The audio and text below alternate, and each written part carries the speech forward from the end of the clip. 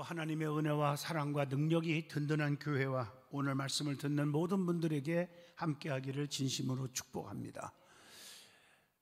자녀를 믿음으로 양육하라, 에베소 6장 4절을 통해서 은혜를 나누고자 합니다. 5월은 가정의 달입니다. 성경은 가정의 윤리를 최고에 강조하고 있는 말씀들이 있습니다. 특별히 가정윤리는 부모에 대한 자녀의 의무에만 있는 것이 아닙니다. 부모된 자들이 자녀들에게 최선을 다하되 노엽게 하지 말라고, 그리고 오직 주의 교양과 훈계로 양육하라고 말씀하고 계십니다. 자녀는 부모의 소유물이 아닙니다. 임의로 마음대로 대할 대상이 아니라는 것입니다. 자녀는 하나님께서 그 가정에 잠시 맡겨주신 하나님의 소유입니다. 그래서 그 가정에 주신 하나님의 선물인 것을 아셔야 합니다. 그렇기 때문에 자녀를 양육하는 방법에 있어서 잘못을 지적할 때 주의 말씀과 훈계로서 믿음으로 지도해야 한다는 말씀입니다. 예수 그리스도의 뜻을 따라 그리스도를 대신하여 자녀를 키우고 가르쳐 나가는 것이 신앙인의 바른 자세라는 것을 오늘 말씀 주고 있습니다. 성경은 말씀합니다. 자녀는 하나님께서 주신 기업이라고 말입니다. 시편 127편 3절에 보면 자식은 여호와의 주신 기업이요 태의 열매는 그의 상급이로다 라고 말씀합니다. 자녀는 하나님께서 주신 가족 중에 한 일환인 것입니다. 그래서 시편 107편 41절에 봐도 궁핍한 자는 곤란해서 높이 드시고 그 가족을 양물이 갖게 하시나니 라고 말씀을 줍니다. 그러므로 자녀는 한 생명으로 귀하게 여겨야 하고 믿음으로 사랑으로 양육해야 할 책임이 있다는 것입니다. 오늘 본문 말씀을 통해서 말씀을 주신 것처럼 자녀를 믿음으로 양육하라 하는 제목으로 은혜를 깊이 받고자 합니다. 제일 중요한 것은 하나님의 자녀를 우리는 사랑으로 대하되 가장 귀하게 여겨줘야 한다 하는 말씀을 줍니다. 여러분, 성경에 어떻게 하나님의 자녀를 어떻게 하라겠습니까? 그래서 노엽게 하지 말라. 본문 4절에 보면 아비들아 너희의 자녀를 노엽게 하지 말라. 오직 주의 교훈과 훈계로 양육하라. 이렇게 말씀하고 있어요. 골로새서 3장 21절 보면 아비들아 너희의 자녀를 노엽게 하지 말지니 낙심할까 함이라. 자녀들을 경록케 해서는 안 됩니다. 자녀들에게 너무 부모들이 스트레스를 줘서도 안 된다는 얘기입니다. 여러분, 성경 사무엘상 20장 34절을 읽어보면요, 요나단의 부친인 사울이 다윗을 욕하게 되므로 요나단은 다윗을 위해서 슬퍼했다는 말이 나와요. 이것은 남의 자식도 내 자식과 같이 귀하게 여겨야 한다는 교훈입니다. 그리고 자녀를 훈계하되 절대로 다치거나 죽이는 일이 있어서는 안 된다는 거죠. 요즘의 신문을 보세요. 부모가 자녀들을 버리고 어린아이를 버리고 살인하고 얼마나 심각한지 몰라요. 말씀을 몰라서 그래요. 하나님을 두려워할 줄 몰라요. 잠언서 19장 18절에 말합니다. 네가 네 아들에게 희망이 있은즉 그를 징계하되 죽일 마음은 절대로 두지 말지니라 라고 말씀합니다. 그리고 두 번째로 하나님의 자녀를 주의 교양과 훈계로 양육해야 된다는 것입니다. 그래서 자녀들에게 부지런히 말씀을 가르쳐 줘야 돼요. 세상의 지식이 아니라 하나님의 말씀을 가르쳐 줘야 돼요. 신명기 6장 7절 봅니다. 같이 봅니다. 내 자녀에게 부지런히 가르치며 집에 앉았을 때든지 길을 갈 때든지 누워 있을 때든지 일어날 때든지 이 말씀을 강론할 것이며 이렇게 말하고 있어요. 저는 지금도 잊을 수 없는 게 이미 저는 초등학교 6학년 때 하늘나라에 가셨지만 우리 아버님 장로님께서 늘 새벽기도 갔다 오시고 자녀들을 깨워서 가정 예배를 쌌는데 말씀으로 양육했어요. 말씀을 암송시키고 또 읽게 하고 지금도 그 말씀들이 다 떠올라요. 목회하면서 얼마나 유익한지 몰라요. 그런데 그 말씀으로 양육했기 때문에 내가 세상으로 가지 않고 주의 종의 길을 갈 수가 있었다고 저는 믿습니다. 여러분, 제가 어릴 때는 여러분들도 경험했겠지만 보릿고개를 경험했어요. 너무 배고파요. 6년 동안 초등학교 다니는데 장화 신고 푹푹 빠지고 1시간씩 다녔어요. 얼마나 배고. 호박죽도 2그릇 못 먹고 어떤 때는 1그릇 먹고 학교 갔다 오면 배가 얼마나 고파요. 많은 애들이요, 양심의 가책이 없는지 그냥 지나가다가 남의 집 무를 뽑아다가 싹 닦아갖고 먹어요. 너무너무 저도 먹고 싶잖아요. 배고픈데. 그런데 성경은 먹지 말라고 했지, 남의 거 뽑아서요. 그 먹을 수 없어요. 참다 못해서 제가 소리를 질렀어요. 이놈들아, 나도 하나 뽑아줘라. 너희들만 먹으면 되니? 그랬더니 그 애들이 하는 말이 지금도 기억이 나요. 너는 손모가지가 없냐? 네가 뽑아 먹어라 이러더라고요. 나는 절대 못 뽑아. 왜 못 뽑니? 그래서 제가 뭐라고 대답한지 아세요? 하나님 말씀에 남의 거 손대지 말라겠어. 나는 절대 못 뽑아. 네가 뽑아서 줘라.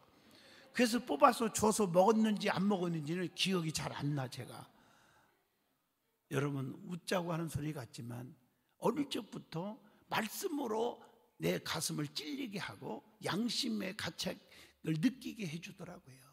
그래서 선한 길, 의로운 길, 또 믿음의 길을 지금까지 걸을 수가 있었습니다.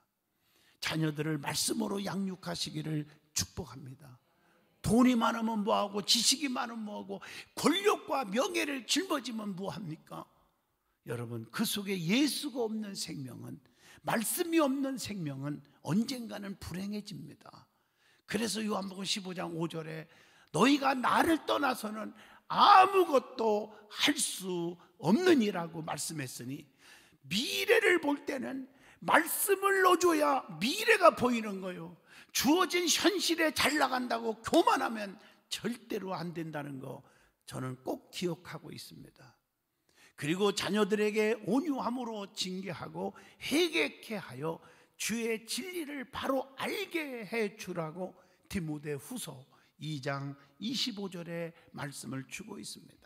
뿐만 아니라 자녀에게 마땅히 행할 길을 가르쳐서 늙어서도 말씀을 떠나지 않게 하라고 잠언서 22장 6절의 말씀입니다.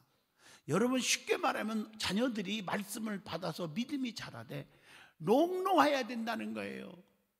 어떤 부분은 부모가 신앙생활을 하다가 자녀들을 교회 다니게 했는데 죽고 나니까 그 다음부터 하나님과 멀어지고 교회와 멀어지고 그런 자녀들 많이 봤어요. 마지막에 쓴 잔을 마시는 거예요. 그래서 늙을 때까지도 말씀을 잊어버리지 않도록, 믿음을 저버리지 않도록 자녀들을 양육, 믿음으로 키우라고 가르쳐 주신 것입니다. 히브리서 12장 10절에 보면 자녀를 징계하는 것은 유익을 주는 거다. 잘못했어도 잘했다, 내 자식 최고야, 그러지 말라는 거예요. 자, 그러면 우리 성경 말씀을 보면 하나님의 자녀들이 잘 돼야잖아요. 잘 되는 방법을 가르쳐 주고 있습니다. 그 하나님의 자녀가 잘 되는 방법, 성경을 찾아봐서 요약하라면 5가지가 있더라고요. 하나는 하나님의 것을 절대로 도둑질하지 않게 해야 돼요. 도둑질하면 관계가 깨지잖아요. 복이 없잖아요. 도둑질 좋아하는 사람들을 치고 부자로 잘 사는 사람 있습니까? 사기치고 잘 사는 사람 보았습니까? 도박에 미쳐서 잘 되는 사람 보았습니까? 없습니다. 그래서 하나님 것 도둑질하면 안 되잖아요. 고린도전서 10장 31절, 하나님께서 받을 영광 도둑질하지 말라는 거예요. 살아도 주를 위해서, 죽어도 주를 위해서 죽나니 하나님의 영광을 위해서 살게 해주라는 거예요. 이게 중요하잖아요. 또 2번째 도둑질이 뭐냐? 하나님의 날이 있어요. 그게 주일이에요. 도둑질하면 안 돼. 출애굽기 20장 8절에 안식일을 기억하여 거룩하게 지키라 라고 말씀했습니다. 그리고 3번째 도둑질이 하나님의 것 11조를 도둑질하지 말라. 물질 도둑질입니다. 말라기 3장 10절에 보면 만군의 여호와가 이루노라. 너의 온전한이란 말이 분명히 붙습니다. 형식이 아닙니다. 11조를 창고에 들여서 나의 집에 양식이 있게 하고 그것으로 나를 시험하여 내가 하늘문을 열고 너희에게 복을 쌓을 것이 없도록 붙지 아니하나 보라. 보장을 해줬어요. 그래서 여러분들 주변을 보세요.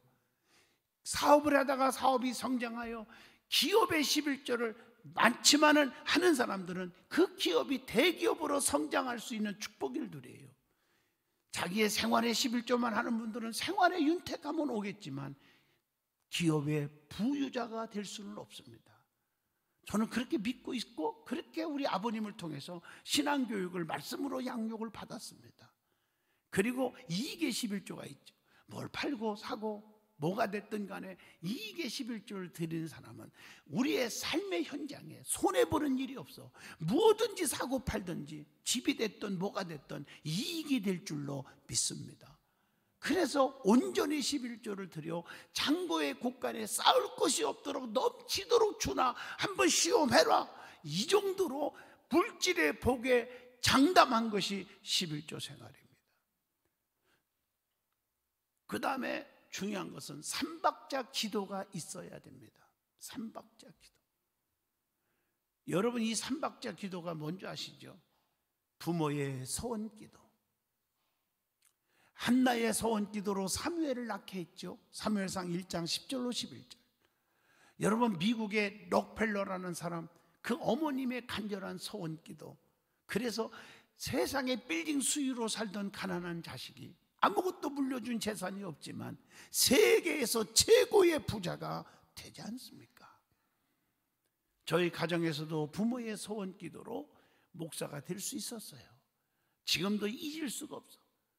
그 시골에서 장화 씻고 푹푹 빠지는 동네에서 학교 다니는 자녀들을 위해서 부모님들이 하나님 저 자녀들이 세계적인 인물이 되게 하시고 앞길에 시온의 대로가 열리게 하시고 주님 없이는 살 수 없음을 더 믿음으로 굳게 결심하게 하여 주시옵소서. 지금도 쟁쟁쟁합니다.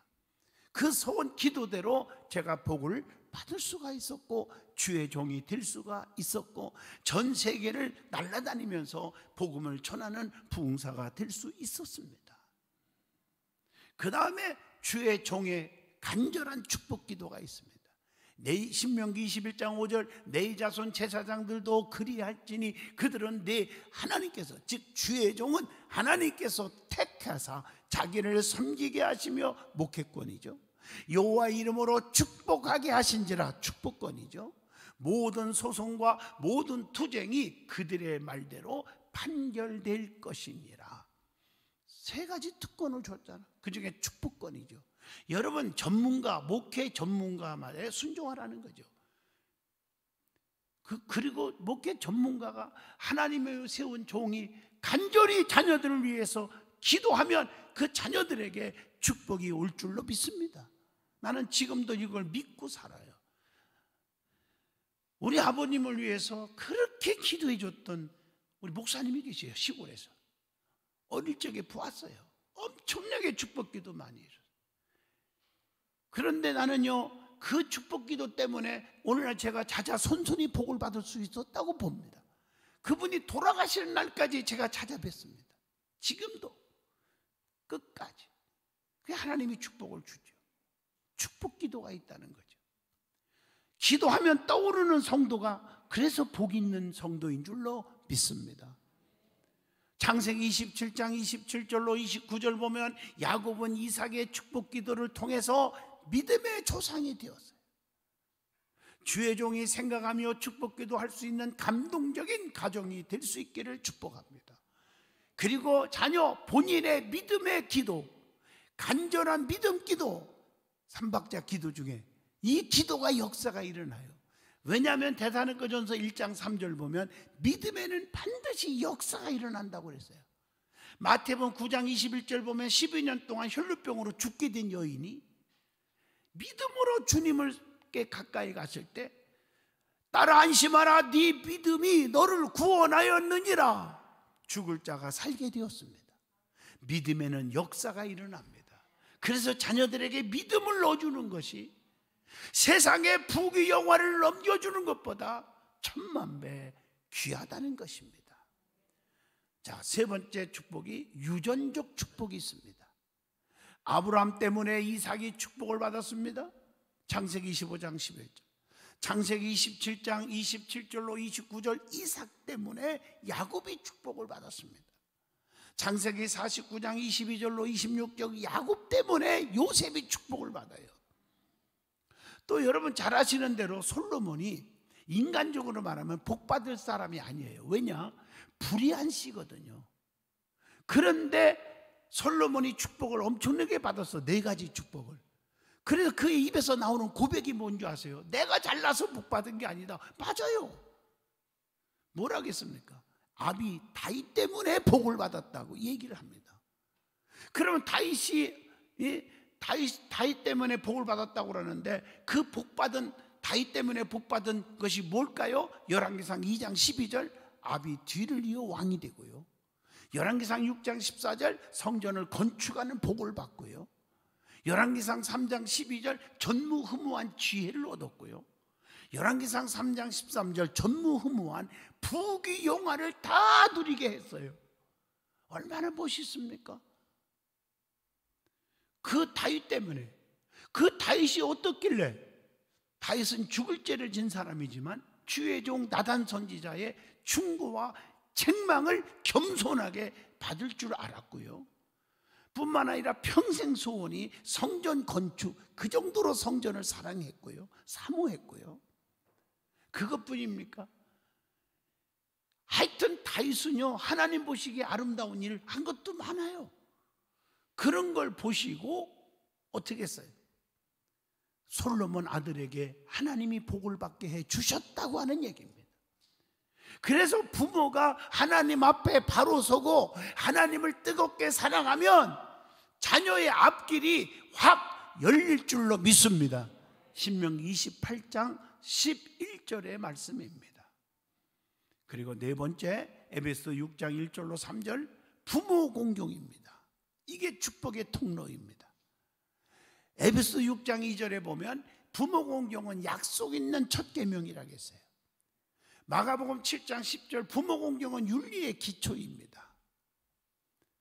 그래서 에베소 6장 3절 보면 자 부모 공경하면 네가 잘되고 땅에서 장수하리라 이렇게 약속하고 있습니다. 다섯 번째 잘 되는 방법은 자녀들을 믿음으로 양육하여야 합니다. 뭐 지금까지 말씀한 것도 다 똑같아요. 그걸 양육해야죠. 부모 공경하는 거 제가 보면 아무리 자식이 중요하지만 그 자식이 잘 되기를 원한다면 부모 공경하는 방법을 가르쳐 줘야 합니다.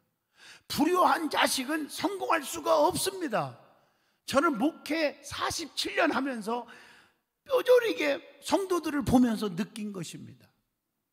그러므로 자녀들이 부모 공경하는 것으로 양육하되 특별히 중요한 건 자녀들에게 예배의 중요성을 가르쳐줘야 합니다. 요한복음 4장 23절 함께 봅니다. 아버지께서 참되게 예배하는 자들은 영과 진리로 예배할 때가 오나니 곧 이때라. 아버지께서는 자기에게 이렇게 예배하는 자들을 찾으시느니라. 중요하잖아요. 그리고 교회의 귀중성을 가르쳐줘야 합니다. 에베소 1장 23절 교회는 그의 몸이니 만물 안에서 만물을 충만하게 하시는 이의 충만함이니라. 여러분 자녀뿐만 아니라 부모 어른들도 마찬가지예요. 정말 여러분 중요시 여겨야 할 메시지라고 나는 생각합니다.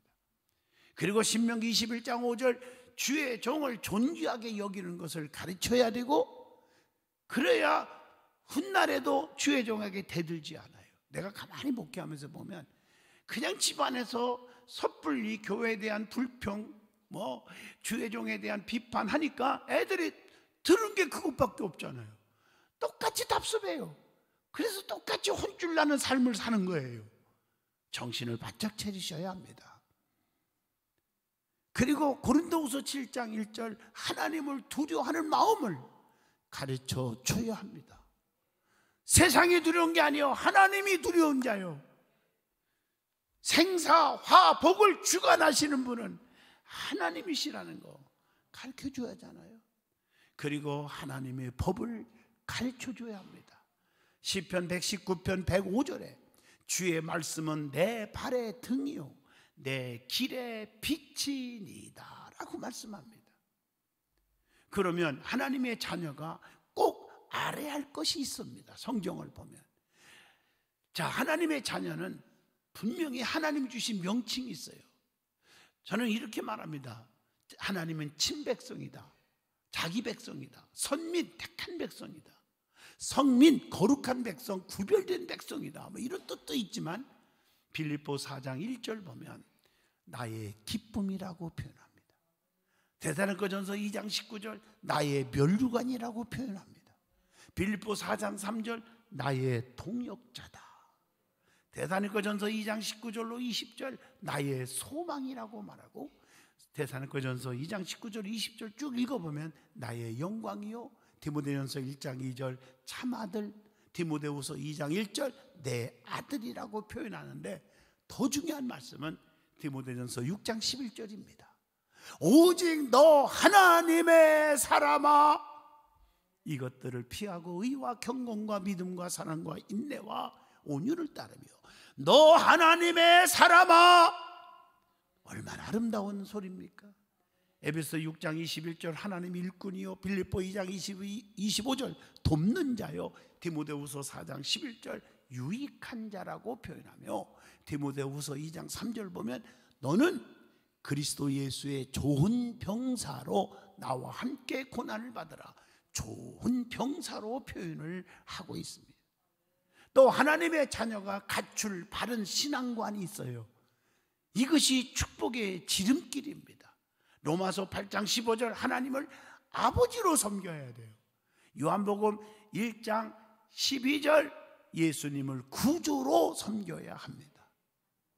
에베소 4장 30절 성령님을 조력자로 섬기게 해줘야 합니다. 빌립보 3장 20절 보면 천국을 본향으로 믿게 해줘야 합니다. 그리고 요한복음 6장 4절 신앙을 본업으로 삼아야 돼요. 부업이 아니에요. 자기가 다 할 거 하고 바쁘다고 핑계대고 예배 빠지고 하나님 가까이 안 오고 이 핑계 저 핑계 대고, 교회 나오는 것은 부업이니까 부업은 뭐 해도 되고 안 해도 되는 거니까 이래다가 코 다칩니다. 예수 믿는 것이 본업이 되시기를 축복합니다. 이게 중요해요. 디모데후서 4장 2절 전도하는 일을 사명으로 삼고 살아야 합니다. 고린도후서 9장 6절 성경에 보면 적게 심은 자는 적게 거두고 많이 심는 자는 많이 거둔다 하는 말이로다. 하나님 앞에 드림을, 헌신을 기쁨으로 살게 해줘야 한다는 것입니다. 그리고 빌립보 2장 8절 순종을 최고로 삼고 살아가게 하여야 합니다. 로마서 8장 24절 소망을 인내로 삼고 살아야 합니다. 요한복음 6장 68절 말씀을 양식으로 삼고 살아야지. 세상에 맛있는 음식이 양식이 아니라 영의 양식을 더 귀하게 여겨야 됩니다. 여러분, 육이 사는 데는 음식을 먹어야 돼요. 분명히 먹어야 살아요. 그러나 영적으로 살아야지. 영이 죽으면 끝나잖아요. 영의 양식인 말씀으로 살게 해줘야 돼요.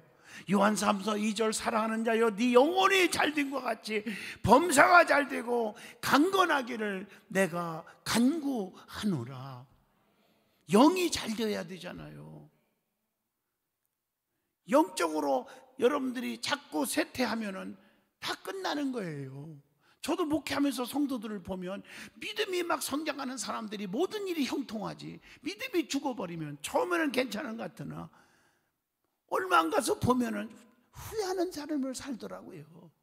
그게 성경 말씀이 그대로예요. 믿음을 저버리지 않기를 축복합니다. 결론적으로 말합니다. 사람은 짐승과 달라요. 영혼이 있습니다. 그렇기 때문에 죽음은 끝이 아니에요. 내세가 있어요.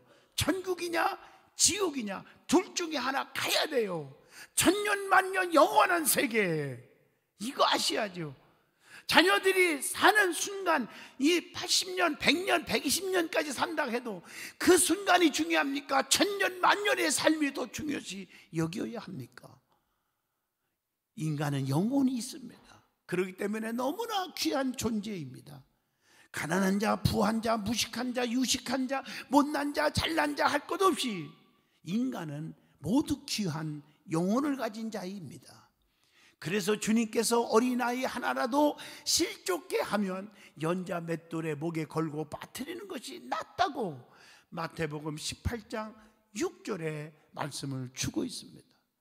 마태복음 10장 42절에 보면 소자 하나에게 냉수 한 그릇이라도 주는 것이 곧 주님께 한 것이라고 말씀한 것처럼 한 생명 한 생명에게 사랑을 베풀고 하는 것이 주님께 한 것과 같다고 표현할 정도입니다. 그러면서 마태복음 19장 14절에 보면 어린아이 하나를 용납하고 내게 오는 자를 금하지 말라 이렇게 말하고 있습니다. 어린아이 같지 아니하면 결단코 천국에 들어가지 못한다고 마태복음 18장 3절에도 그렇게 표현하고 있잖아요. 마태복음 18장 4절에 보면 어린아이와 같이 이렇게 어린아이를 비유로 말하면서 자기를 낮추는 사람이 천국에서 큰 자니라고 말씀합니다. 사랑하는 성도 여러분, 여러분 자녀들을 얼마나 귀하게 여기고 있습니까? 얼마나 믿음으로 양육하고 있습니까? 세상의 출세보다 믿음을 길러주는데 얼마나 우선순위를 두고 살았습니까? 다시 한번 새겨보셔야 합니다. 그러므로 부모들은 자녀들을 귀하게 여기고 한마디 한마디라도 긍정적이고 사랑 있는 언어, 그리고 믿음을 심어주는 그런 말을 하셔야 됩니다. 그래서 신앙 안에서 말씀으로 잘 양육하여 땅에서 잘 되고 장수하는 축복을 받게 되기를 축복합니다. 기도하겠습니다. 걸어가신 하나님, 자녀들을 믿음으로 양육하게 하여 주옵소서. 자녀들을 통해서 행복이 오게 하여 주시옵소서. 자녀들이 무엇이 우선순위인가를 깨닫게 해주신 아버지, 이제부터 세상의 부귀영화를 안겨주는 것보다 믿음을 안겨주는 것이 최고임을 저들이 가슴속에 새기게 하여 주시옵소서. 그리고 저들이 먼저 신앙의 본이 되게 하여 주시옵소서. 언행 심사가 아름답게 하여 주시옵소서. 예수님 이름으로 축복하며 기도합니다. 아멘.